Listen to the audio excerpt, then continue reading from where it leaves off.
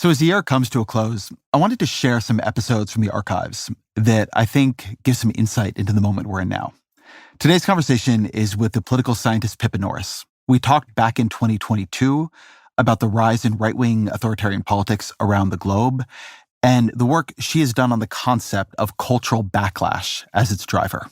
Take a listen.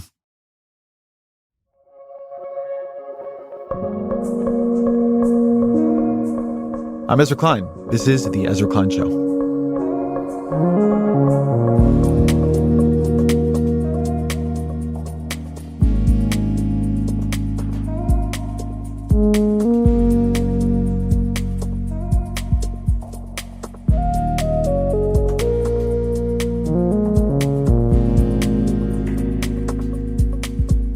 It's easy to look at American politics as aberrational right now. It's comforting in a way.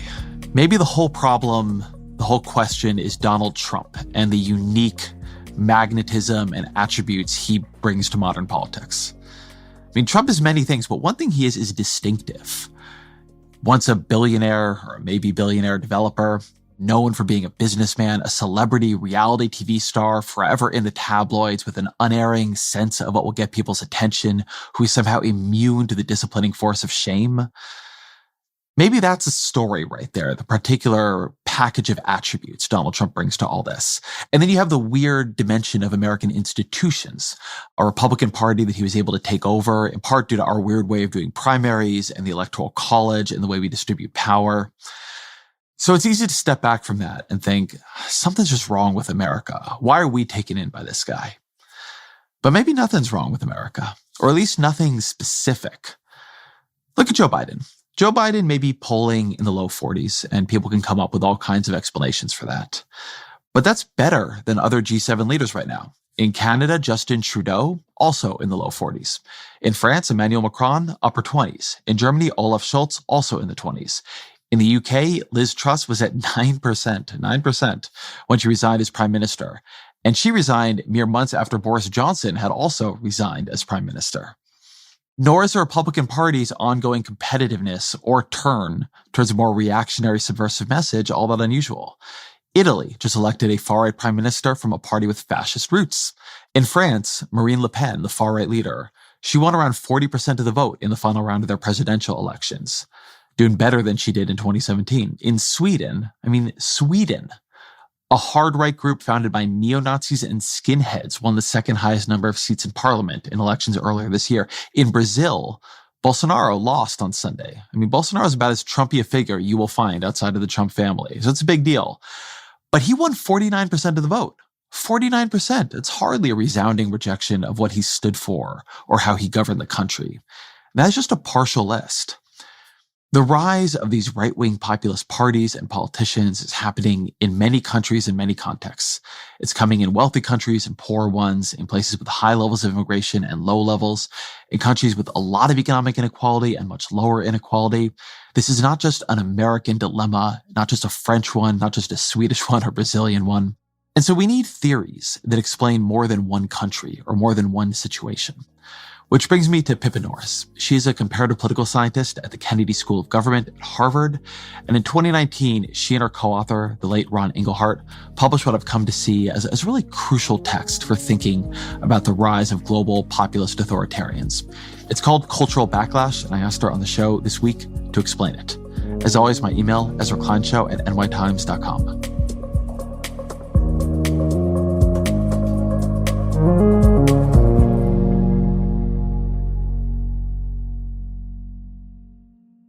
Pip Norris, welcome to the show. Thank you so much, Ezra. Pleasure to be here. Tell me about the silent revolution in cultural values. So this is very much part of the legacy of Ron Engelhardt, who we sadly lost from the University of Michigan. He was observing what was happening in the 1970s. That's how he started his work.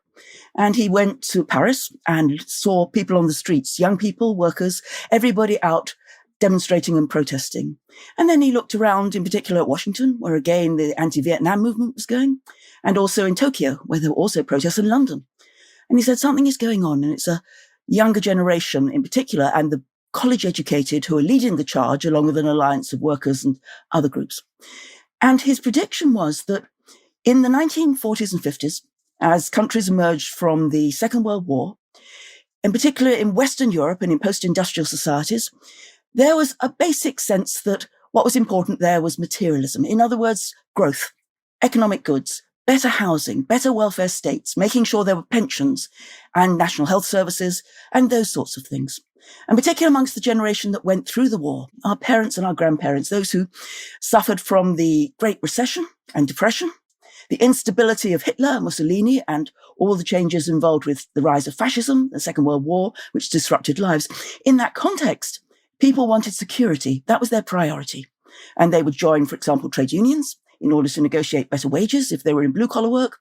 And they would increasingly buy their houses and try and get economic prosperity if they were middle-class, professionals, teachers, people like that. The younger generation, however, that subsequently grew up, in particular those who lived in their early years in the 60s and 70s, had a very different set of experiences. They could take for granted that there was a certain level of economic prosperity. Remember, there was technology that was taking off in that era. There were blue-collar workers who were increasing their wage packets. People could afford the nice things in life and they could go to college, which was a major revolution throughout Europe. As a result, they started to prioritize other things. And this is exemplified by the new social movements. Think in the 60s and 70s. And so it wasn't just sex that was being invented, according to many observers, but many other things. The environmental movement, for example, and protests about climate change. There were changes in terms of protests about nuclear weapons and the old idea of military strength and defense. And there was movements in particular for women in order to get women's equality, the second wave women's movement, and of course the rise of the LGBTQ movement as well. And all of these, Ron basically said, were part of a single pattern.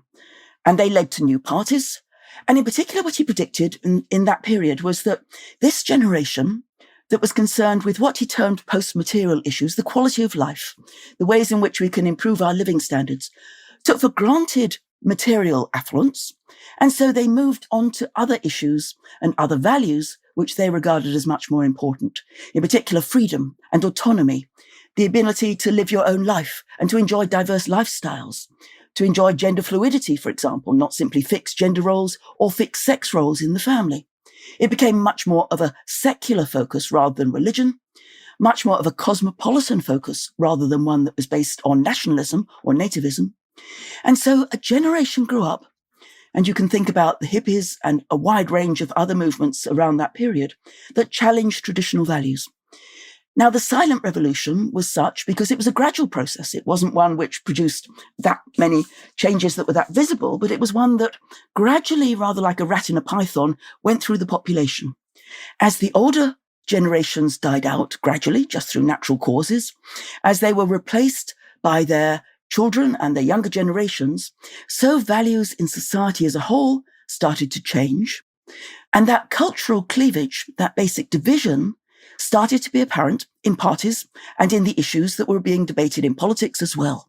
And so the old left-right cleavage between socialist parties, social democrats, Labour parties on the left, in favour of high levels of public spending, generous welfare states, and probably moderate to high taxation to an egalitarian system on the one side.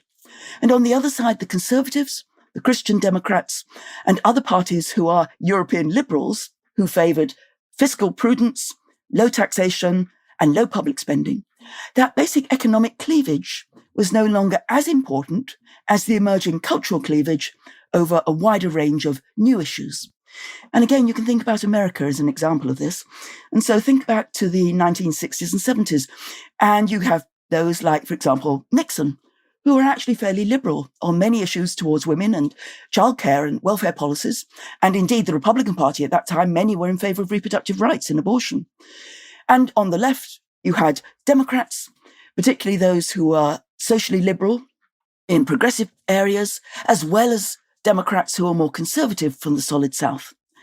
And so the new cleavage started to remake political parties, party competition, and the issues which were critical in elections and campaigning and so on. So the silent revolution was a fundamental change in the basic level of society, which percolated up and gradually produced new issues, new parties, and new party leaders as well. Walk me through a couple of the pieces of evidence you find strongest here. If you were looking for, let's call it, three data points that in the way they shifted from, 1950 to 2020 or 1970 to 2020, that show the way politics has changed, what would they be? So we can think of the key issues. One would be something like women's equality and the idea that, you remember after the Second World War, people went back to their traditional lifestyles. In the middle of the war, there were Rosie the Riveter and women were engaged in heavy industry, producing the bombs. Immediately afterwards, in the 1950s, we had real constraints. And think about Betty Friedan, for example, and the way that she described the role of housewives at that time. But in the 60s and 70s, when civil rights in America was taking off and when feminism was taking off, basically the women were saying, look, we're actually being excluded from some of these new social movements. We need to demand equal pay. And of course, at that time, there were major developments in things like equal pay acts and sex discrimination acts in many liberal democracies, as well as in the United States. And gradually, the idea that women should have an equal role in management, in the professions, and that there should be much more flexible sex roles in the home, that came to be accepted. That's normal. That's pretty much widely accepted in most of the established liberal democracies. Second trend, in similar ways, much more secular, but secularization, the decline of religion. And again, with Ron Inglehart, I wrote a book on that, Sacred and Secular. And as increasing security came about, so religion no longer seemed to be as important in people's lives. And you can see that through church going, but you can also see that in terms of religious identifications. And it particularly started in the earlier decades amongst the Protestants in Europe, which had been the established church, of course, in many places, and where the church pews gradually emptied out. But it gradually also then affected the Catholic Church, and that was accelerated by changes and scandals within the Catholic hierarchy. So secularization is a dramatic change. It starts at different levels in different countries.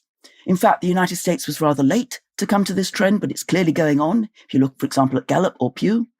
But in most West European countries, you can look at the Eurobarometer, you can look at Pew surveys, you can look at the World Values Survey, and the proportion who see themselves as religious shrinks and shrinks over successive decades. In particular, what's left, it's the older populations who still, to some extent, attend church in Europe, but it's a very small minority now on a regular basis. By the way, people still often have a religious identity if you ask them. They will say, for example, I'm Methodist or I'm Catholic or whatever their religious faith is, but it's no longer vital to their lives in the way it might have been in earlier decades. And then as well as that, we can think of other issues like climate change and the environment. And again, it was a small group with the Silent Spring. It was a small group who was concerned about recycling and very, very minor support for Green parties who were often not able to break into Parliament in the 60s and 70s. But it gradually took off until nowadays, of course, it's one of the key issues of our time. If you look at the most important problem in most countries, as we've seen from the headlines in today's papers from the UN report, everybody is aware of the consequences. Everybody is living through the consequences of climate change. And so again, that is a major development which has altered our politics and also society as a whole, and our basic attitudes towards social values, what we think is important for us, our families, our governments, and our country. There's something that you touched on briefly that I've come to think of as much more important here than people recognize, which is that this is generational, that this change in values was not a process of persuasion equally distributed across society, where you convinced, 40% of the baby boomers and 40% of Gen Xers and 40% of millennials, but that it is successive generations showing sharply different views about politics and cultural questions and what is important in life than each other. Talk to me a bit about that process and distinction. So generational change is a really powerful force. It's like a tide which is moving in a single direction. And where a generation changes, we're saying it's not a life cycle effect. A life cycle is, for example, an attitude that you might be, say, more liberal when you're younger. And then as you settle down, get married, have kids, have a house, you might get more conservative and then maybe more conservative in later years as well as you retire. But this is a different idea. This is that you get your formative values and attitudes and norms, the basic things that you think are important in life, when you're in your socialization process, and that's during your formative years. So in childhood, and in your adolescence and as you start to enter the workforce. Often, for example, the first party that you vote for in the past used to be the party that you would continue with. And these values are things which you learn from different role models. And so it could be teachers and schools and classmates. It could be your family and your neighbors and your community. And it could be values at the level of your society. And those values then stick with you in later life. You become much less fluid. You don't really adapt nearly so much once you're in your 30s, your 40s, and so on. So young people growing up in the interwar years, at a time of austerity, at a time of incredible economic uncertainty, poverty. Think about the Dust Bowl region in the United States. Think about the lines for unemployment in Western Europe. Think about the disruption of Germany after the war. In all of those cases, when you grew up in those circumstances, you prioritized security.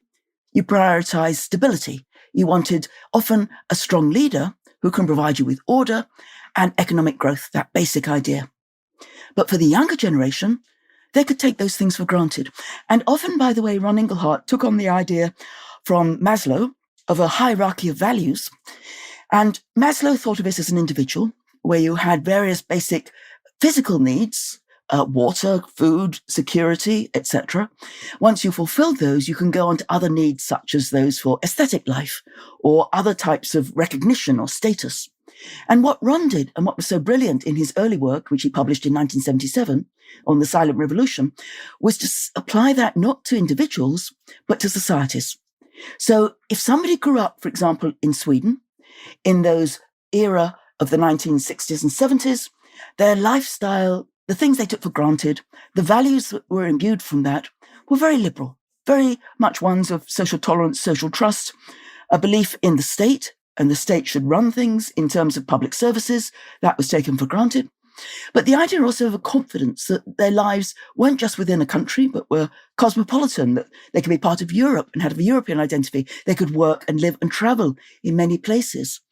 And their lifestyles were just very, very different to their parents, who in turn were very different to their grandparents. And as the older generation, as I said, gradually declined in terms of the population, still very important as a group, still, by the way, voting very highly. But as they were gradually replaced in the population by the younger generation, so values in society changed overall. Think about things like attitudes towards gay marriage. Again, even as recently as Obama, people didn't really talk seriously about the idea of legalizing marriage equality. And now, in many, many countries, it's taken for granted. Think about issues of, say, marijuana. And that use, which was liberalized first in many European countries like the Netherlands, and is now, of course, increasingly available throughout the US states and is taxed like alcohol and so on. So values and attitudes and lifestyles changed on a generational basis as younger people became gradually more secure in their formative years and as older people gradually died out as a proportion of the population. This can feel, upon hearing it, almost like a tidal pattern. Of course, every generation is more liberal, more tolerant, more open than the one that came before it. But a point you and the late Ron Inglehart make in your work is that this isn't true, certainly not at this speed. Can you talk a bit about the way this generational change we've seen has been different than what has been the norm throughout history? Yes. In particular, it can, as you say, seem like a deterministic theory of modernization, which is rather outdated. If you look around the world, you see different paces of change. But nevertheless, it is a broad, as it were, a Gulf Stream moving in one direction, but it can move back and forward. And clearly those who are carried in these powerful forces can also move back and forward depending on circumstances. So, for example, think about the economic crisis of 2008. Suddenly, people who had bought their own homes found themselves not able to afford the mortgages. Young people who might have assumed that they could easily get a job once they finished college, or if they just left school, found immediately there was high levels of unemployment. And a lot of people who thought that they were safely middle class suddenly found themselves moving backwards, that their pensions or their savings no longer really meant what they thought they had. And so you can, for a time, have a period effect in which the whole of society is suddenly pushed backwards, either economically, or think again about 9/11 and the way in which that made Americans suddenly feel a genuine sense of insecurity from terrorism. So events matter. Generational changes are long-term. events are short-term period effects. But again, we would expect a period effect to have a short-term, as it were, blip. So everybody in that society might move back towards demanding either economic growth if there's a recession, or cutbacks in inflation, as we now see when prices are rising so much for groceries, or changes in security, or changes in their attitudes towards immigrants when new events come onto the stage. But it doesn't still change the differences between the older generations and the younger generations. You can think of it almost like a layer cake. Everybody might move back towards demanding a different role for government and greater security at that time, depending on the nature of the threat as perceived. But still, the older generation tends to be the ones that is the most socially conservative, and the younger generation are the ones which tend to be the most liberal. We've been talking a lot about the younger generations and how they're changing, how they're becoming more post-materialist, more culturally liberal. But I also want to talk about that other group, the older generation, because these shifts are happening generationally, and that leaves a whole segment of the population who are, or at least feel themselves to be left behind by these trends. So tell me about that group and how they've been reacting. So again, in the 1950s, things which were central to people's identity, like patriotism and nationalism towards one's country, issues of religion and beliefs in God, and that the church played a central role in people's lives, attitudes towards marriage and the family and children within that traditional unit, attitudes towards what it meant to be an American or what it meant to be Swedish or what it meant to be British. All of those things were seen by many of the older generations and the socially conservatives to be under threat. They were no longer the 60% of the population adhering to those values. They were no longer the 50%. Instead, in society as a whole, as liberalism gradually expanded, they found themselves to be increasingly in minority. And so those views, which were very much led by younger, college-educated, and other social progressive groups in society, were really fundamental social shifts. But what Ron Inglehart's silent revolution theory had neglected to really emphasize at the time was that many people lost out from these developments. Many people felt that the things which they took for granted, the things which they regarded as important for themselves and their community and their country, those things were being lost.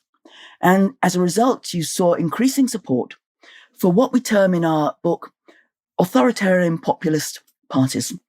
And this is a group which you can call them radical right. That's a very common way of labeling them, but they're not always right-wing in economics. Sometimes they're fairly positive towards public spending, for example, in Scandinavian countries. What distinguishes them is that they really want to restore and push back against social liberalism, or as we call it in the contemporary parlance in the media, the woke agenda. And so you can see many countries which have got the parties who've been standing up for many traditional values. For example, on welfare. If you look in France, in Italy, in Sweden, many authoritarian populist parties, the Sweden Democrats, the Brothers of Italy, or the National Front, or National Rally as they're now known in France, all of these parties in particular push back on the diversity which comes from immigration, but they also have a larger agenda. They also push back sometimes on issues which concern reproductive rights, and so anti-abortion laws, for example, which were passed, say, in Poland. They also push back on LGBTQ and the rights of those groups, and particularly transsexual rights is something which has been a bête noire for many of these parties. And they also push back on globalization and thus the European Union. And so they really want to restore national borders, and nativism benefits for those who are born in the country, rather than having the diversity which has come about through increasing waves of immigration and the liberal values which have been the result of generational changes. So these parties are the parties which have been growing in votes, growing in seats, sometimes entering government in European countries, and really changing the nature of European politics in remarkable ways. I want to sit in this for a minute because I want to try to spend some time on the psychology of this political tendency, which I don't think we describe well. And let me try something on you. I think there's one level of it that is very easy to see in polling. And so those of us who look at a lot of polling tend to fixate there. So you'll see that attitudes on immigration are very related to, say, support for Donald Trump or some of these other parties in Europe. And we'll say, okay, it's an anti-immigrant right. Or there's just a set of polls that came out today that I saw from the pollster Perry Undum showing that opinions on Black Lives Matter are extraordinarily predictive in America of which party you're going to vote for. As you can begin to assemble a set of policy ideas. So maybe we'll call that level one. And then there is this sort of backlash level that you're talking about, which is this sense that you are losing power, that the world is being changed against you, that you don't have the capacity to speak, that you have to be silent. I think this is why there's so much power in free speech arguments, because people do have a sense. I know people in my own life who have a sense in their own day-to-day existence, despite the fact that they are not in politics in any professional capacity, that the things they have always believed have become verboten to say. They are sort of culturally dismissed. And so there can be a backlash effect in that, a feeling. It often gets described as a feeling of losing power or losing hegemony. When I was reading your book, though, another word was used in passing: disorientation. And I've been thinking a lot about that word because the people I know who are of this political tendency, what I hear most often from them is a kind of disorientation, that the way all this change is experienced across a variety of domains, from how many immigrants there are to what you can say about race to gender fluidity, all the way up to things like inflation and the Fed and quantitative easing. There's just this constant sense of disorientation, which is also why I think the generation gap dimension is very important, because as you get older, and particularly if you're older without a lot of tethers into society, right? Maybe you don't work anymore, you don't, see the people you used to see. It just feels like things are changing very rapidly. And what often seems to me to unite the parties that respond to this tendency is a kind of promise that they will solve disorientation by making things the way they were. We're going to make America great again. We're going to have an economy built on manufacturing and coal. It has materialistic appeals at times, but also appeals around gender and gender identity and race. But at its core is a kind of nostalgic promise that you won't have to feel like your own country has changed in a way that you don't recognize it and it doesn't recognize you. No, that's absolutely right. That's exactly what's going on. And in particular, a nostalgia for the past, because after all, we're talking about people's social identities. You can disagree about things like taxing and spending, but you can cut the pie in lots of different ways, and we can kind of agree to disagree. But when it comes to issues of what you can say, for example, what is socially acceptable in terms of race and ethnicity, or what's socially appropriate in terms of issues of gender or sexuality, then in a sense, it's really getting at the heart of who you are, who you feel that your identity is, what you can be proud of, what your status is in that society, and what your moral values are. So a lot of these debates are bitter because it's really us, them. Instead of being able to find a common ground for compromise, as you can on economic issues, cultural issues are the ones which really get to the heart of who people see themselves as and how they see their community and how they see their country. And I think what's worth emphasizing here, Ezra, is it's not simply a psychological change, nor is it simply something which is changing in elites, like in Hollywood media or in journalism or in representation, but it's a real change in people's lives. It's a change that they realize is happening around them. They know that. They know that the clock really can't be turned back, and yet they hanker to at least respect that old forms of social status which they had when they grew up and which is really part of their own lives. Give the example of Brexit. Brexit is a fascinating development. After all, Britain had been a member of the European Union for 40 years. It had been part and parcel. They were our closest trading partners in Britain. And yet, the way that it was sold in many ways during the referendum by those who were in favour, including Boris Johnson, was very much a return to Britain's greatness on the world stage. Boris Johnson didn't see Brexit as making Britain cut off. He saw it instead as a new way of reasserting, almost back to the days of the Second World War and empire, where Britain was one of the major world players. One of the repeated statements was, the British economy is the fifth largest in the world. And much of the framing was about making Britain great again, just like the phrase is there in American language for the Trump rhetoric as well. So people wanted to respect the old ways of doing things and to hanker after the things that they realized they actually were losing. It isn't just culture wars. It isn't just a cancel culture. It's a fundamental change in the nature of how society works and what the attitudes and what the values are. And these parties have come in and said, look, you need a voice and we're going to speak for you. The establishment, the old parties, the mainstream, the Christian Democrats, the Social Democrats, they don't care about you, but we do. And always, again, when Trump had his inaugural, you so remember that he depicted a place where the establishment was corrupt. The establishment was working for its own interests to get back into power and to pass things which they felt was appropriate. But at the same time, America was in crisis and the culture was in crisis. And he would defend the silent majority. He would defend the average American. He would stand there and be a strong leader, pushing back against all of these other forces and thereby restoring respect, if you like, for many of those who felt that they were no longer respected in American society and their views were no longer respected. They were just beyond the pale.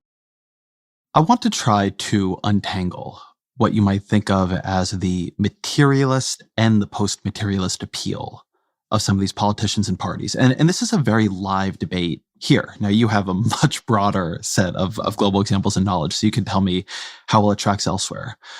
But there is, on the one hand, an argument, you'll hear this quite a bit, that what's really underestimated about the appeal of a Donald Trump, maybe even a Ron DeSantis or others like him, the Brexiteers, Boris Johnson, is that they are jettisoning some of the really unpopular materialistic views of the conservative parties that they come to represent. In Donald Trump's case, promising not to cut Medicare and Social Security, saying it was a lie, but saying that he would raise taxes on people like himself.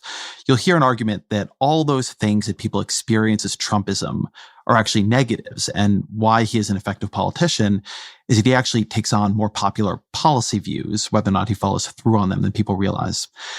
But at the same time, there is a transgressive aesthetic that seems to reoccur among many of these politicians. You can see Ron DeSantis trying to ape it and learn it from Donald Trump, as many other Republicans are. You can see it in Bolsonaro. You can see it in a different way in Boris Johnson, a lot of the people who are involved in Brexit. You can see in a lot of media figures in these countries. Can you talk a bit about the role of the transgressive aesthetic and what role that plays in responding to this politics of cultural backlash? So the transgressive ways of working is reflected in all sorts of aspects of populism. It's kind of part of its rhetoric and its appeal. You know, leaders who can put their feet on the desk, who can swear in public, as we think about, for example, Duterte and the language which he would use in the Philippines, or who wish to challenge the power of the state and the establishment, those who have tried to really criticize, in particular, many public servants and civil servants in many cases, or who push back on experts. There was a famous phrase in Britain by Michael Gove once who said, experts who need experts. And the idea that we don't need these authorities, that these so-called authorities, whether they're in COVID or whether they're in other aspects of trying to run economic policy, don't really speak for the people. And if we can somehow tap into something which is just the ordinary people, and by the way, this is all quite coded, who is meant as the ordinary people is often meant as the groups who are white and who are born in that country. And of course, the diversity is kind of overlooked. So some people are seen as effectively Swedish or Italian or British, but not others.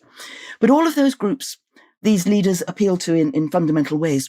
And as you say, what's happening in the competition is that you can think of this as left-right on the economy, and you can think of this as socially conservative and liberal on cultural issues. And what many populist leaders have done is they've gone towards the kind of left centre on the economy. And so they may be in favour, for example, as Boris Johnson was, of levelling up for the northern areas. Levelling up was the idea that we put more money into, say, Newcastle and Liverpool to try to make sure that the benefits of London were actually there in the north of England as well, where of course the Red Wall was where the Conservatives made gains. And you can see similar processes where other parties, again, are in favour of welfare, are in favour of strong education and strong healthcare. And that's particularly common, for example, the Sweden Democrats are along those lines, and the Norway Progress Party always favour a strong welfare state. But they also want really to, again, go back in terms of socially conservative views on many of the other cultural issues which they feel they've been excluded from. I want to draw out the rationality of that view a little bit, because I think that there's a direct logic to it that is often missed. If you feel the culture has turned on you, if you feel that what is sayable and what is respectable is being enforced by institutions and experts who no longer care for you and what you think, then the need for politicians, for leaders who gleefully reject the gatekeeping capacity of those institutions and experts becomes very intense.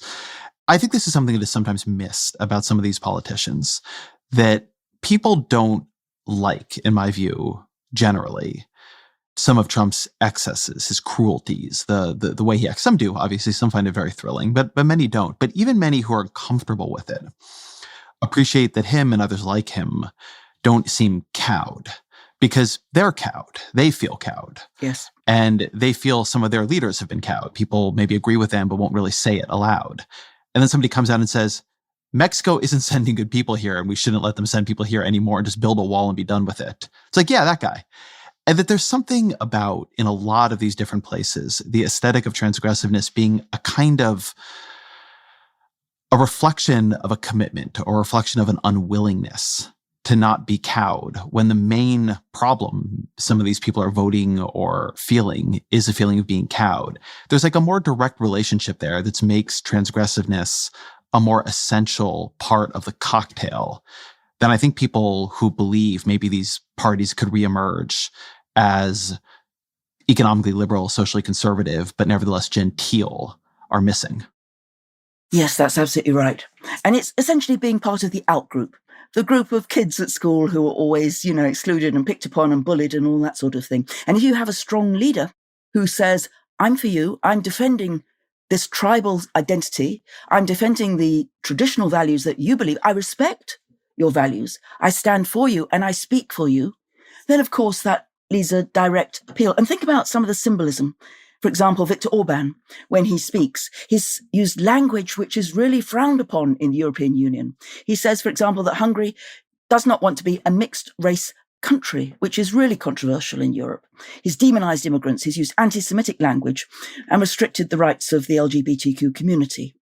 He criticizes the EU very openly as well. And so in all of those ways, he's transgressive. And people who are out-groups, the groups of kids at school who were never part of the fashionable clique, they feel, okay, maybe the traditional establishment don't like me. Maybe traditional parties don't speak to me. Maybe the middle classes who've taken over politics and the media and college education in particular, and the changes which that's produced, maybe other people can speak for me instead. And that's very much part of their appeal, I think. Now, transgressive leaders often tend not simply to transgress in terms of their personal style or their language, but then to start to also, once they get elected and into office, they start to transgress in terms of democratic norms. So they'll push back on some of the niceties, and they rather overlook them. For example, making patronage appointments to the courts of friends or partisans who they support, or basically breaking the law. There have been so many corruption scandals amongst some of these parties, some of which have brought down the leader, and some of which we've seen a revival after that. If we think about some of the cases, there are many court cases for some of the leaders, which have been a fundamental problem. Or we can think of other ways in which these parties have pushed back on freedom of the press and also increasingly tolerance of violence. Now, are all the parties accepting these pushing backs on democratic liberal values? No, they're not. Some of them have actually moderated their views, partly to get into coalition. And that's an important difference, I think, between majoritarian systems like the United States and the United Kingdom and coalition governments, which are much more common in Europe with proportional representation. So in a winner-take-all, if you're going to be transgressive in your leadership style, then it's often the case that presidents will try to also go for executive aggrandizement, pushing back on liberal democracies and liberal norms, basically. In coalition governments, what we often find is that where populist parties get into power, they often tend to moderate their language and they moderate their policies, and they also don't push back so much on liberal democracy, because that's how they can actually get a coalition together with some of their centre-right parties. And then they make some gains on certain issues like immigration issues and immigration policies and restrictions. So there are differences there, but transgression is a common aspect of populism, a very common aspect indeed, even on things like accents and language.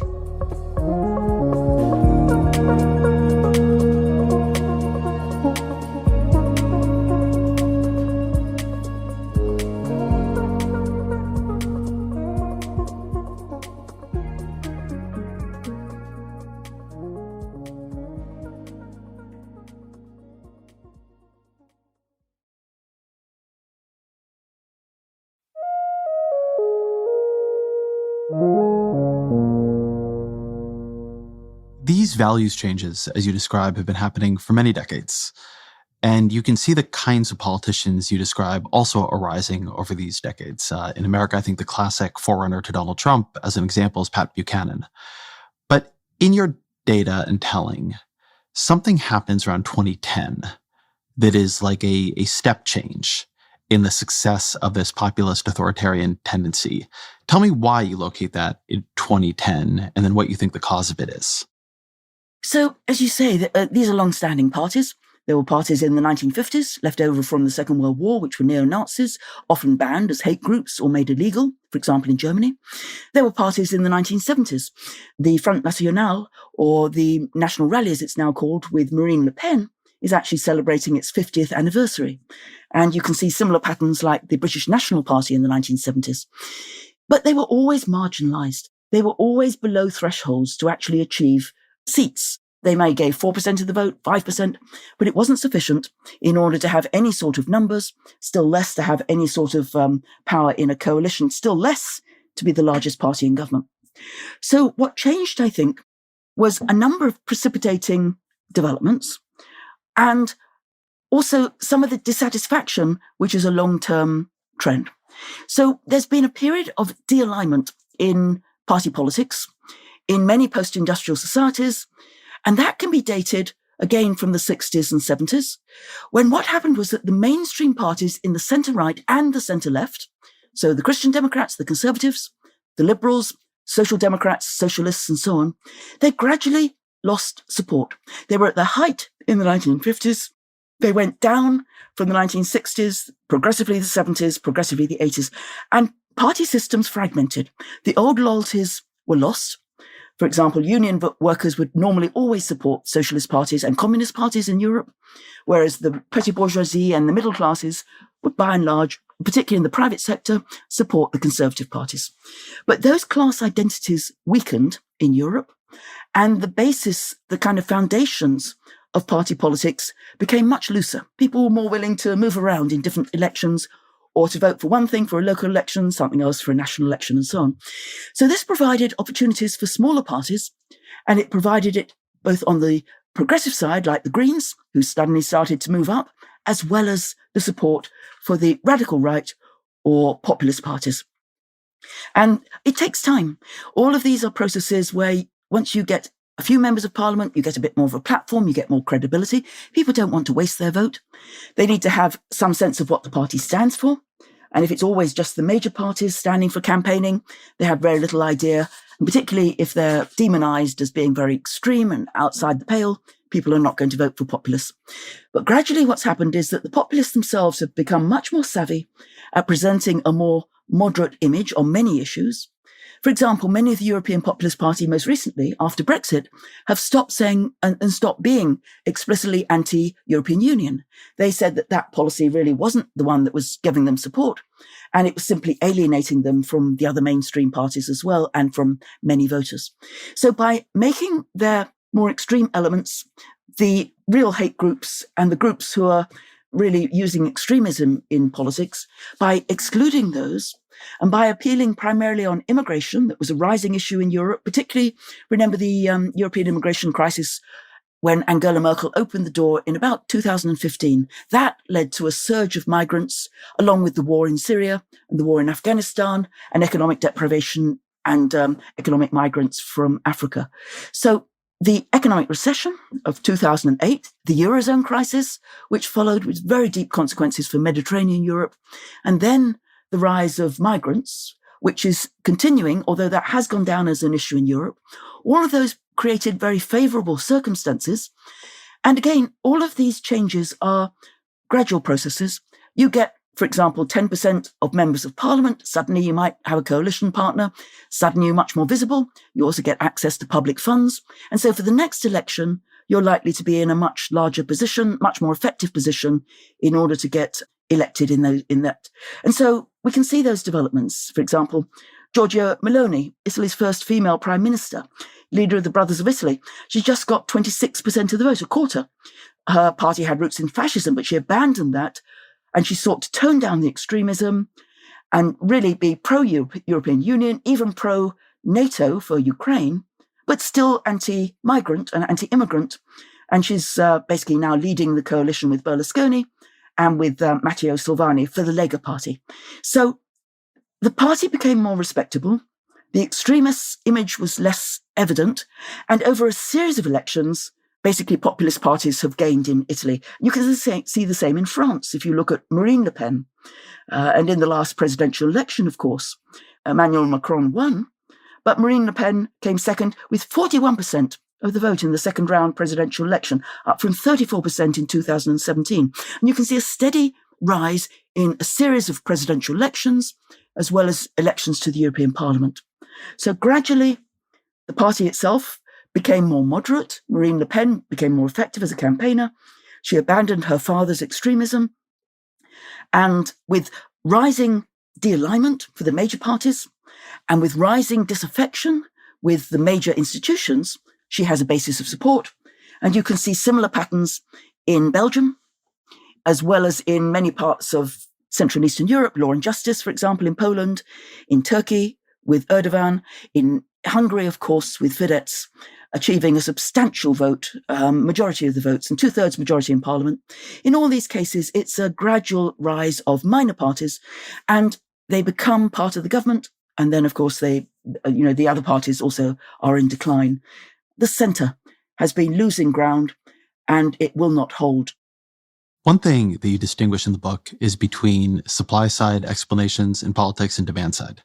And so there's the supply side, which you've been explaining here. The party somewhat changed. They trimmed their sails. They entered into new coalitions. But there's also the demand side, which you emphasize, which is, I think, often overlooked in politics. What do people actually want, and why do they want it? What kind of politician will they respond to if that politician or party arises? And you argue that in this period, we've been seeing profound demographic and cultural tipping points that are changing the appeal of these politicians precisely because they are changing the desperation of voters for politicians like these. These politicians, in a way, are the response to a market or even small d democratic demand. Tell me a bit about your thinking on tipping points. So, as you say, you have, just like in an economic market, the demand side of the public and the electorate, the supply side, which is how the parties respond, including the major parties, in terms of issues. Do they take them on board or do they exclude them? And then you also have the regulations. You have the rules of the game. And that really is important for how successful some parties are versus others. So the idea of a tipping point is that if you've got a group, and again, it can be on the environmental group as much as the radical right group, and they're only a small proportion of the electorate, then in any majoritarian system, there's very little reason to necessarily cater to those because you already have loyalists as your base and you have an established coalition amongst the groups who are going to support you, and therefore you can appeal to those. But if there's a tipping point and that particular tipping point angers and alienates the group that was the former majority, so that they become much more aware that the values and attitudes and identities they hold are no longer necessarily in alignment with how the culture is moving, then the politics of resentment comes forward. And that's exactly where the populists can tap into this. So obviously, much of the MAGA movement in America is premised on the idea of the demographic replacement. And this is that the urban areas are expanding, rural areas are contracting. The white population is dramatically declining, particularly in places like California, as we see the rise in the number of Hispanics and also African Americans and Black voters. And so we can see substantial social changes in class, in rural, urban, in race and ethnicity, in religion. And all of these are real changes in society. They're nothing that's being made up. And as a result, those groups who feel that their identity is based on those assumptions feel that they're losing out. Let me pick up on something you mentioned there, because when I look at the time frame we're talking about, this post-2010 period, the thing that immediately comes to mind for me is the iPhone, the rise of social media, increased competitiveness in the broader media. And I think this is important because there is the question of the ways the culture and society are changing, but none of us have access to the entire society or culture, and most people aren't sitting around reading polls about other people's opinions about cultural issues. So there's this question of how do you end up feeling? Like, what leads somebody in a rural area of Wisconsin to feel like everything is different now? And it seems to me in a lot of places all around the world at the same time, you have this rise in algorithmic media, in highly engagement-oriented media that is constantly confronting people with usually stories charged around identity, in many cases at least, that really give, I think, often an outsized view of how quickly society is changing, but nevertheless are a very, very big part of a very rapid set of changing views, a sense of what you can and can't say, because people are now yelling at you in the comments section of your own Facebook post. Something I felt was a little bit under-theorized in the book is this dimension of the changes in media. 2010 is right around then, with the rise of smartphones, is a signal event. And in my experience of it, it's a signal event that tends to lead to people being confronted a lot more with whatever they fear most about the country they live in. And so the fact that that would lead to a rise in these populist authoritarian figures seems pretty logical to me. Yes, the book does not focus that much on political communication. But part of that is because I wrote an earlier book called Digital Divide, which really said that the internet, which was taking off at the time, started, of course, in around 1995 in terms of the visual browser. The internet is a tool, and it can be used both positively and negatively for democratic engagement, for political communications, and for a variety of other things. So on the one hand, clearly, it allows anybody to break outside of their bubble. If they were focused in the past on their local newspaper or local television, they can now see the events going on. For example, they can watch live the Brazilian election on Sunday, or they could have watched, for example, Rishi Sunak when he was in Parliament the other day as the first Prime Minister in his first outing. So it gives us a broader sense of information if you want that information, and if you have the skills and the cognitive ability and the education and the information to make sense of it. On the other hand, if you simply want to listen to your own tribe and you want to simply be in a media bubble and just have repetition of exactly the same messages and the rise of misinformation and disinformation, then of course you can do that as well. So it's a double-edged sword, the role of social media in all of these processes. Does it reinforce conspiratorial theories in the United States, but also in Europe as well? Absolutely. Does it reinforce misinformation and the pace and spread of misinformation both across borders and within countries? Absolutely. But is it primarily a driver of the support for authoritarian populists? And there I am somewhat more skeptical. In some ways, it seems like it's too obvious a brickbat, too obvious a candidate to be blamed.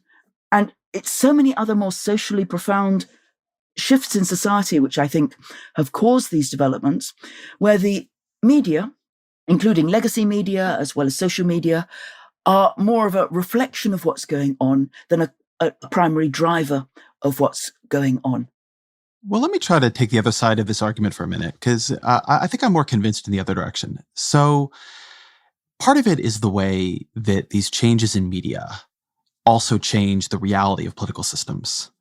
I am skeptical Barack Obama becomes a Democratic nominee and thus the president of the United States in 2008 and 2009 without social media. His campaign is the first to really use social media very, very well. And of course, the amount of money they're able to raise online is tremendous, right? He has to do something very hard in beating Hillary Clinton that year.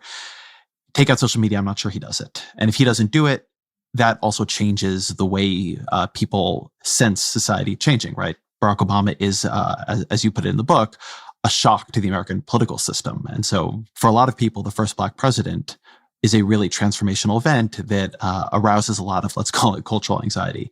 But Donald Trump, similarly, I don't think Donald Trump becomes a Republican nominee without Twitter and Twitter's sort of tremendous capacity to influence traditional media coverage. So that's one level of it, that what is happening as candidates who are intensely supported by portions of the population can get around some of the traditional ways you needed to go through gatekeepers to get coverage, that changes who can win and what kinds of things can be won. Then another level, you mentioned here about your book, The Digital Divide, and I think you put that a little bit on education, right? If you're thoughtful and out there looking to use the internet to your own benefit and become a more informed person and get more perspectives, or, you can use it a little bit thoughtlessly and get surrounded in an echo chamber. I think that's true, obviously, but I think we have a lot of evidence at this point that education and intention may not be as relevant here as we wish they were, that particularly because of algorithmic media, where it's not really just what you are choosing, but what the computer, or the algorithm, I should say, is deciding you like, you start getting served up certain kinds of stories, certain kinds of voices. So I do think there's something, too, about the ways in which people who are very into politics now have this way of getting served up things that they're more and more into, which in turn creates all these dynamics that I think push people towards the edges and create a counter reaction among their opposition on the other side. So I guess I'd put that as a provocation here.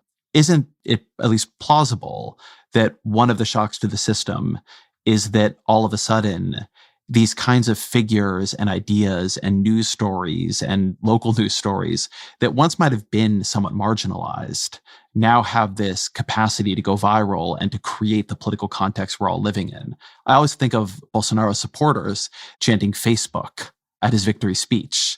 I mean, I think they were right about that. So clearly social media has changed the nature of campaigning, in many ways returning back to its roots of one-to-one communication and one-to-a-few in group contexts, etc. And it's changed the nature of politics, and it's changed the speed and the distance. Those two things have both shrunk on any particular political event. So immediately you can know if something has happened and you can follow it along if you're interested in that. Has it, however, changed attitudes, values, norms, and political orientations? And it's there which I just push back, because on the one hand, it seems too easy to blame social media and the rise of the internet on some of these phenomena, which are, in my view, based on deep roots in society rather than in just our processes of communication. And of course, journalists love to point to Twitter as the way that we all find out about information. But of course, if you actually look, we've included a whole bunch of new questions about social media use in the World Values Survey in the last wave. And when you ask people in most countries, including in Russia, but also in India and also in many Western European countries, where do you get your most common source of information? They all say television. That's still the source. Now, are they watching television through their iPhones? Perhaps, but they're still watching the BBC or ITV or CNN or NBC, etc., etc. Are they reading newspapers? Probably not. But are they reading an article from the New York Times or the Washington Post or any of our legacy media? Absolutely. Are they also going towards the fringe of politics and reading other things from QAnon, which might not have been available in the past? Yes. But of course, again, we've always had for a long, long period the rise of the far right through radio. So again, it's an amplification and it's an expansion. But talk radio, which was there for a decade at least before the internet, also carried much the same messages, also reached a large audience, and also created those sorts of senses of tribal communities, as you could tune into one or tune into another, depending on your political priors. So the internet reinforces, accelerates, doesn't necessarily, I think, change the bones of politics, doesn't change the ways in which we engage or how we get involved. And speed in itself, which is vital to journalism, is not necessarily how most people are are still simply responding to politics. As you know, most people aren't watching the politics on Twitter. They're watching Adele and things like that, which are also on Twitter. So sometimes we exaggerate how much attention, because we're paying attention to these things, we exaggerate how much everybody else is as well. Oh, I never think, I should say this very, very openly, I never think the power of Twitter or even a lot of other social media is its direct role as a venue of political information. Right. It's that the people who are providing political information and making political decisions in all the other venues, the elites of the media, of politics, of technology, they're all jacked into Twitter all the time. The influence of Twitter yes. is that all the editors and producers on the cable news networks and staffers for all the politicians and Donald Trump himself and Elon Musk, and that they are disproportionately getting it and then using their sort of other influence channels to increase the salience of the debates that are dominant there. But I think something you brought up brings another very interesting counterargument to the fore, which is, who's to say we're in any kind of unusual period of cultural backlash at all? I mean, you go back into the 20th century, you have Mussolini, you have Hitler, you have Father Coughlin, you have all kinds of populist authoritarian figures who wielded much more influence than these figures wield today. Maybe what happened here is simply that it has been far enough since fascism and other kinds of populist authoritarian movements were discredited, such that some movements that have more of this aesthetic can begin to reemerge in much the same way, although obviously I have a slightly different view on it, that the fading of the Soviet Union has reinvigorated socialist politics in America, both as a substantive direction and as a label, because socialism isn't quite the slur it once was. Maybe the only thing aberrational here is this couple decade period when these other tendencies were sufficiently discredited that politicians couldn't rise through them. And we're just in a reversion to the historical mean. Yes, I mean, the starting point for any trend is absolutely critical for its interpretation, depending on whether you think inflation or unemployment has got better or worse, depends on what date you're picking and so on. So we certainly can look at the classic era of fascism and what we used to term totalitarian governments of that particular era. And the post-war era was certainly one which looked at that extensively. But also, I think there is something new. If we look around the world, which we haven't really mentioned, is all the number of leaders in executive office who really have this broad orientation. We've focused a lot on Europe, to some extent on the United States.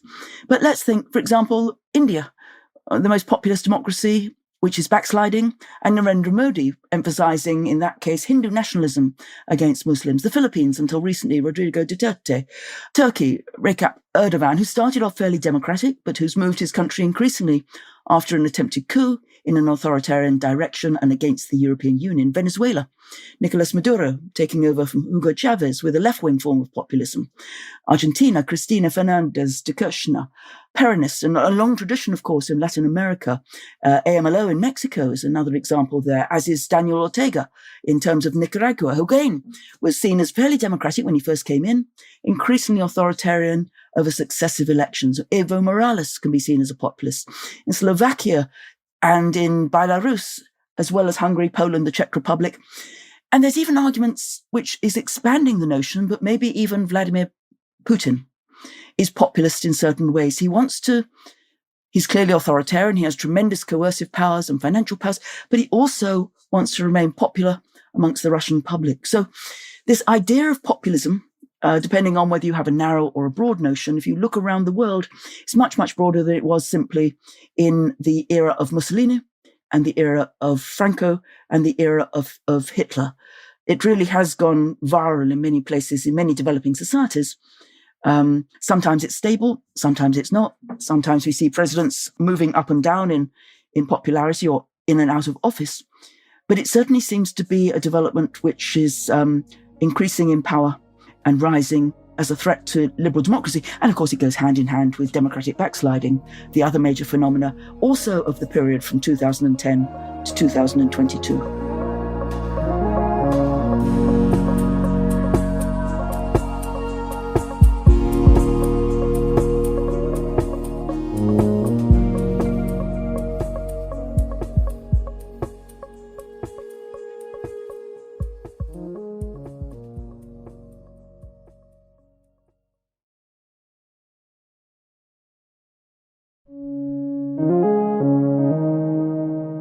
One other explanation you'll hear, particularly in this period, which, 2010 is following the financial crisis, which was a global crisis, is that this isn't about race. It isn't about cultural anxiety.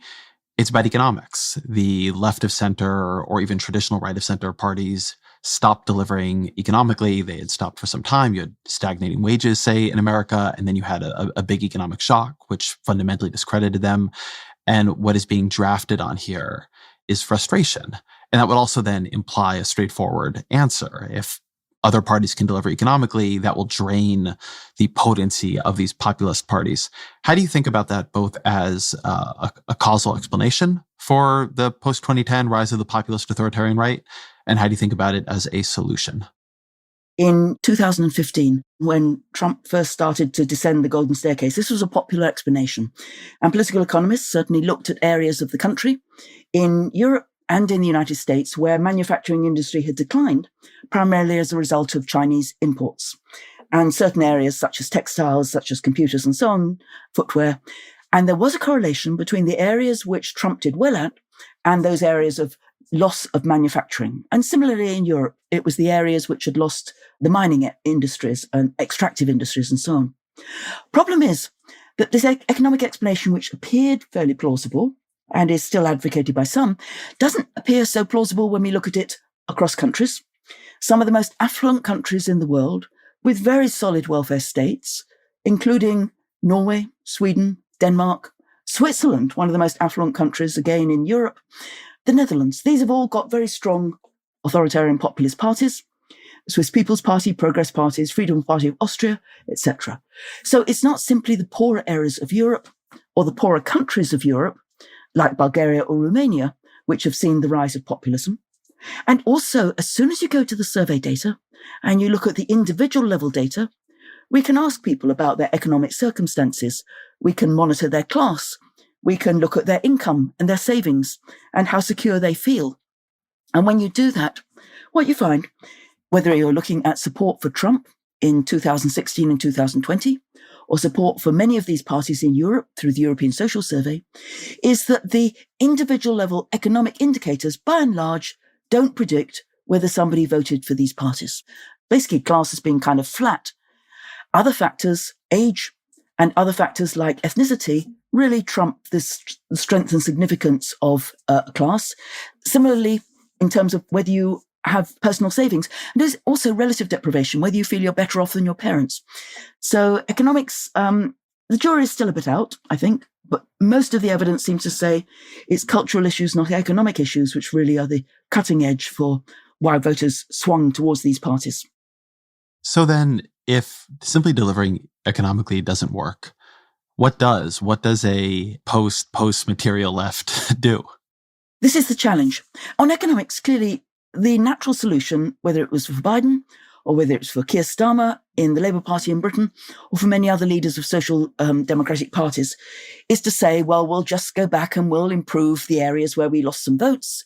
And that means things like jobs programs. It means training. It means expanding college access. It means improving work opportunities, housing, roads, all of those things which are very familiar.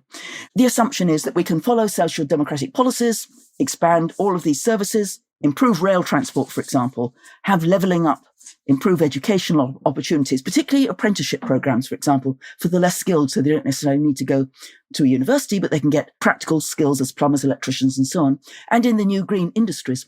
All of that is a set of assumptions that the social democratic parties on the left are very comfortable with. Problem is that it's not clear that this is the driver of the support if it's the cultural issues. And the problem about the cultural issues is that the parties on the left are totally divided internally on issues like reproductive rights, on issues like diversity and immigration, on issues like changing immigration policies or backtracking, for example, on LGBTQ rights. It's impossible for many of these parties to consider diluting or reversing some of those liberal gains. And they can't also thereby appeal to the classic working class base, which is very much more traditional and more conservative on those sorts of issues. So they're stuck between a rock and a hard place. And I think this is their fundamental dilemma. It's far easier for the parties on the centre-right to adapt. they can basically go into bed with the populist parties, and they can change the immigration policies, which they have. That's the big area where populist parties have made a big success in Western Europe. And they can also continue with their economic policies, which are fairly libertarian, tax cuts and things like that. And, you can have a coalition which is kind of accommodated. But left parties have to go into bed with Greens. They can't basically have any sort of compromise with the authoritarian populist parties. It's just impossible in their makeup. But particularly if you understand a lot of what's happening here as a set of anxieties, not just a set of policies, that would at least seem to me to open up strategies that are a little bit different. So I always think of Obama as having been fairly masterful as a politician at this. I think now there's a tendency to look back at him and read him a little bit overly literally, that, he didn't support gay marriage or, had this or that position on immigration. But he really always paired in a very, very explicit way this excitement about change, right? Mm-hmm. Hope and change, change we can believe in, with a constant effort to answer and reassure cultural anxiety. And it often seems to me that one or the other gets chosen. You either see politicians who are good at emphasizing how much change they are going to bring, or even if they're not good at it, that's what they are doing. So you might think of an Alexandria Ocasio-Cortez, who I think is very good at representing change, or a Hillary Clinton, who talked very intensely about how much change she would bring and what it would mean for her to be elected, but don't do very much to try to reassure people who are nervous about the way the world is changing. Or you can look at somebody, I think, like a Joe Biden, and there are other figures like him who are oriented at trying not to arouse too much anxiety around change, right? They want to try to keep their coalition together, but they are there to be acceptable in a way to voters who are outside the coalition. It's very well established, I think, at this point, that the Joe Biden 2020 primary campaign wins on this theory of electability, wins on a theory that he'll be acceptable to other people. And that theory actually turns out to be true. But that there is some kind of synthesis here for talented politicians where they are simultaneously either themselves representing or able to tell a story of change while quite explicitly trying to tell a story of why that does not have to leave people out. But I do think I don't win elections. I've not done it, but I observe and report on politicians. And I have just noticed a kind of literalism creeping into it, as if the only variables on the board are what literal positions you take on policies. And I'm a policy guy, and I track policy positions, and I track policies. But, Joe Biden has a lot of very popular policies. They're much more popular than the policies Donald Trump pushed, and they have functionally the same approval rating right now as the other one did at a similar point. And there's other confounding factors here. I don't think it is so as impossible as people have begun to make it sound to be optimistic about the future and conscious of the fact that many people are fearful about the future. Now, you have to be a very talented politician to do that, but, you kind of always have to be a talented politician to change politics. But it does depend on the issue dimension. Mm-hmm. So if we're talking about economics, of course, they're promising a better life and prosperity and affluence and minimal pain that will go along with that. Although, of course, under periods of inflation, people do realize that there has to be pain as well. On foreign policy, dramatic changes which they can implement in terms of internationalism versus nationalism, in terms of engagement in Ukraine versus isolationism and so on. So those are things which you can see how politicians can promise certain deliverables and try to achieve those, and people can be confirmed.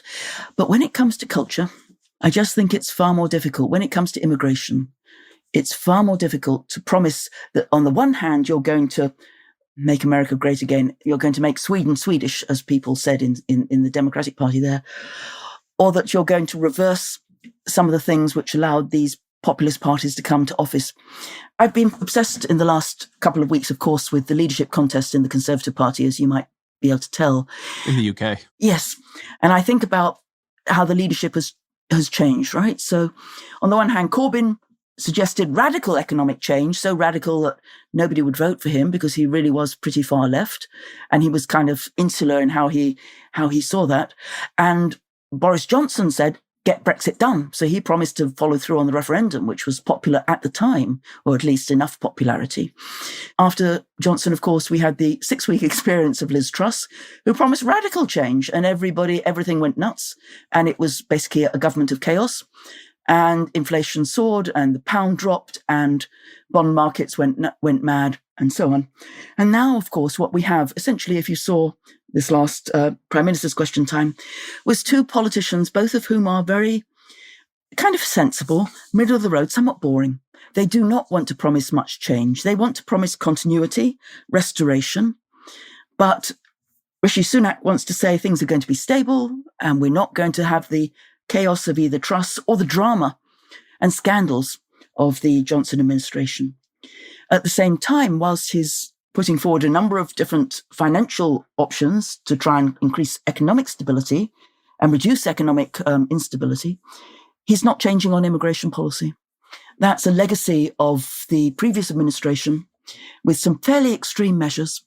And the simple reason why he can't change on that is he feels if he does, that the populist party will rush in and Nigel Farage will come back to life, and the Conservatives will really be going into an election facing a moderately sensible and solid Labour Party on the one side, very popular, 30 points ahead in the polls in the recent period, and then also being eaten on the far right by the anti-immigrant policies of Nigel Farage or any sort of far-right party at that side as well. So some change is reassuring, but where populists say, let's go backwards, let's reassure by not having too much change, then it's very difficult to face both forwards and backwards on some of these classic issues. Let me ask about another cut there, this cut between the cultural issues and the economic issues. This is something that has been on my mind a lot reading your work and just thinking about the conversations I have with people about inflation. I was talking earlier about disorientation as an emotion here, as a politically salient emotion, a sense that things are changing, they're not right, this isn't the country you knew. And a lot of what I hear in inflation discourse sounds much more like what I hear in what gets called cultural discourse than what I would understand as normal kind of economic discussion. Something's going wrong. We're losing, the country and the economy we once had. And it's made me think a bit about the ways you can have materialistic and post-materialistic responses to economic issues. So you might think of this as like the Paul Ryan, Ron Paul, or Mitt Romney, Ron Paul divide. The economy wasn't great around 2012. It was coming back, but it wasn't great. And some people responded to that in the Republican Party by saying, we need Mitt Romney. A sober private equity guy, knows how to lead things, knows how to run a corporate office, knows how to manage. And others said, we need Ron Paul. We need to go back to gold. And I think both of these tendencies live in the appeals of Donald Trump. But it makes me wonder a bit whether or not we overly code economics as materialistic, because oftentimes a lot of the debates about economics end up having this implicit question about whether or not what you're looking for here is like what you might call technocratic management of the economy, or what you're looking for is a sense, what you're feeling, experiencing is a sense that too much here has changed. We used to know what we're doing, and now we've gotten away from the wisdom of our forefathers. And, we need gold, we need to bind the Federal Reserve, we need not so much debt, whatever it might be, that there's a tendency to experience those through the same lens of disorientation, the same lens of too much has changed and it has robbed us of what makes us great. And that sometimes the effort politically to try to answer economic fears as simply economic, as opposed to as part of this larger miasma of anxiety, and particularly of generational anxiety, is actually quite misguided. No, I think that is right. And that when we see prices rising so sharply in groceries and people's lifestyles, when we see the mortgage rate rising so that people are no longer able to renew their mortgages and may have to lose their homes, and we see other sorts of economic crisis, then that is going to create tremendous anxiety, which is both cultural as well as purely materialistic. And if you go back to Ron's early work, he would say that when you get an economic crisis, of course, those rise in importance. And if you perceive it as an economic crisis, whether it is or is not, for example, in your family or in your community, then it's genuine. And then those material concerns come back, and you want basically competence in your government. You want a government of technocrats, or at least a government that can deliver basic economic security. Once that's secured and you're into a period of growth and prosperity, or at least steady growth, then that's the time in which these other concerns rise to the surface, and you can start to be concerned about the quality of life and personal relationships and a wide variety of other aspects which are affecting society, like social cohesion or social order. So the two things aren't isolated by any means. They interact. One implication of framing much of this or understanding much of this as generational conflict is that generations age out of the electorate. Yes. And that's something you say in the book, that we might be in this lag. On the one hand, there's more cultural backlash because the younger generations have gotten older, they've gotten bigger, and as such, what used to be the counterculture has become the culture, and that's made what used to be the culture feel resentful, feel silenced, and created a yearning for these transgressive strongman politicians who can put things back the way they were, re-empower you, make you feel safe in your own country again. But year by year, the size of the millennials and then the Gen Zers is getting bigger. And it sort of seems to me that you see what we're in as a kind of lag period between when the younger generations are big enough for their politics to really dominate, and the older generations are small enough for their politics to be a more obviously minoritarian tendency. On the other hand, ideas of demographic determinism have become quite unsafe in politics recently, particularly given how wrong Democrats were about what the browning of America would look like for them.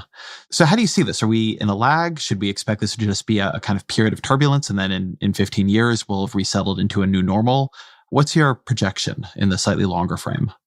So secular changes, long-term changes by generation are pretty evident. You can see these patterns across many different societies, across many different surveys, and across many different time periods where we have panel surveys and so on. And they are things like greater secularization and the decline of religiosity, which has been evident. Problem is that generational changes take a long time to have any sort of effect. And so when you are changing, as we say, with this tipping point, where the majority population that once took for granted certain values sees that they've become a large but still minority within their own societies, when you've become from 60% down to 50%, down to 40%, and coincidentally, by the way, almost most of the indicators throughout Trump's period in office showed that about 40% of the population consistently in America supported him, approved of him, voted for him, and so on. When you become 40%, but you still outvote and you're still energized, then you're both angry and energized to be active, and you're still having some clout, largely because the younger generation are not so active in conventional politics. As you become the 30% and the 20%, you're much more likely to get a process in which you feel you can no longer speak up because of social pressures. Here you come across what Elizabeth Noel Newman used to talk about, self-censorship. And so, for example, racist attitudes that could be expressed, say, decades ago in the 50s are no longer acceptable in society. And then you yourself no longer feel that you can say things once you become a small minority. But of course, again, that takes a long time. And the real question for me is this: can we actually get to that demographic change? Or by the time, in particular, the United States get to that, is the political system and democracy as we know it going to be so changed by those who have politicized the refusal to accept the decline that we can no longer have effective political representation? And there are so many indicators of that, which everybody is aware of, where candidates increasingly no longer say that they will accept the results if they lose, where we see changes to laws which are going to minimize some of the demographic changes or attempt to minimize them, for example, for minority communities, or when we see many other changes to the electoral system or to the political system. It's not clear to me that the long-term generational rise of liberal values, which I do think is happening and which there's solid evidence in the polls, is necessarily going to trump all these other aspects which are changing the political institutions in America and really are weakening democracy and the public's faith in the norms of democracy in America. And I think we can see these changes also in, again, some other countries, Hungary being a case which clearly comes to mind, but many other also countries where increasing social intolerance as these changes occur, lack of social trust, lack of trust in institutions, lack of the glue that holds communities together and holds countries together is increasingly becoming evident as these minority parties and candidates and presidents come to power. So it's really a question of long-term change, yes, but politics gets in the way and other things may not hold in order to allow that representational change to actually occur. That, again, the jury is still out. I think that's a good place to end. So always our final question. What are 3 books that you'd recommend to the audience? So where does all of this leave us? I think one of the big questions, which I'm really fascinated about and which I've been working on in recent months, is to think about the basis of popular support for authoritarian leaders, the basis of support for attitudes towards democracy and democratic norms. And I think we're getting some new literature which really starts to look at that. And I'd like to recommend 3. Firstly, when we think about dictatorships, like, for example, Putin in Russia, or many other cases, Lukashenko in Belarus, President Xi in China, we assume that they're in power because they exert coercive power. They have the control of the military, the police, the security forces. They can throw their opponents into jail. Or they have power which arises from patronage, state ownership, licenses, oligarchs. They can distribute largesse and corruption. But the new literature really says maybe there's genuine support for authoritarian strongman leaders who promise security and order, and that many people may feel that that's a priority, not freedom and not the chaos that can be attributed to democracy. So the first book, Alexander Matovsky, Popular Dictatorships. He has used some really interesting new data, particularly from Russia and from Central and Eastern Europe, to say that maybe leaders have actually really risen partly because of deep political and economic insecurity crisis by promising efficient, strong-armed rule, tempered by some form of elections, some form of popular debate. Maybe leaders like Putin have actually got public support behind them. Now, we don't know for sure. It may be that the opinion polls aren't reliable. That's entirely possible. But I think that's a really interesting new take on how we explain the rise of authoritarianism and the backsliding of democracy in many countries around the world. Second book, which builds on that, is another good book by Sergei Guryov and Daniel Treisman. And the book is called Spin Dictators. And it's about the changing face of tyranny in the 21st century. And it's going back to many of the dictators and authoritarian regimes and saying, what's the basis of their support? Well, again, in the past, it would be that there'd be a military coup d'etat, as in Myanmar, and the generals would basically come into power. The same is true in Egypt. But increasingly, what you find today is the use of propaganda in a way that hasn't been used in the past. Propaganda's always been there. It was there, for example, with Goebbels in Germany. It's been there with Mussolini in use of radio and so on. But nowadays, what we have is electoral authoritarian regimes, and they've learnt that if they manipulate and fake democracy, and they manipulate the information which is available through censorship, a traditional technique, but also through very effective control, again, this can be how they can maintain popular support. And the last book is a classic. It's not a modern study, but I think we now need to go back to read Hannah Arendt, and we need to read The Origins of Totalitarianism and reflect on the developments of the 20s and the 30s, and reflect on the nature of, again, how these regimes came to power. A classic book written in the aftermath of the Second World War, but so many of the things which she was writing about, the birth of anti-Semitism, for example, the Dreyfus affair, the role of race, of how we can think about the petty bourgeoisie who was supporting strongman rulers, and how we can think about class and totalitarian movements. All of those, I think, are really giving us important insights into our contemporary regime. And we're very familiar with democratic backsliding. Everybody is talking about that. We have a lot of description about how it occurs and studies about, for example, how democracies die or how democracies are backsliding. But our theories, I think, have to think anew and have to think that new authoritarian regimes are different to old authoritarian regimes. And we need to get to grips and discard some of our liberal assumptions and get some new evidence and new data to basically say, is there genuine popular appeals of authoritarianism? We've measured support for democracy around the world in many, many surveys throughout the third wave era. That's to say from the early mid-70s onwards. But what's the popular support, not for democracy with a big D, but for an erosion of democratic norms and practices, and then real support for the values which authoritarian strongman leaders promise? Do Americans want stability? Do they want security? Do they want a restoration of the America of the past and a sense of order versus crime and a sense that America can be, quote, great again? If they do, is that also the secret to the support of many other strongman leaders around the world? And maybe we can look comparatively and we can really try to get to grips with why backsliding is occurring and whether this is the heart of the challenges facing liberal democracy. Pip Norris, thank you very much.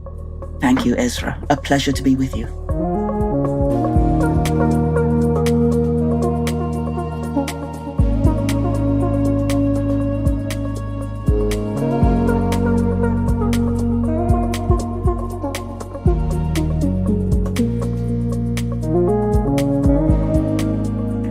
The Ezra Klein Show is produced by Emifa Agawu, Annie Galvin, Jeff Geld, and Roger Carmo. Fact-checking by Michelle Harris, Mary March Locker, and Kate Sinclair.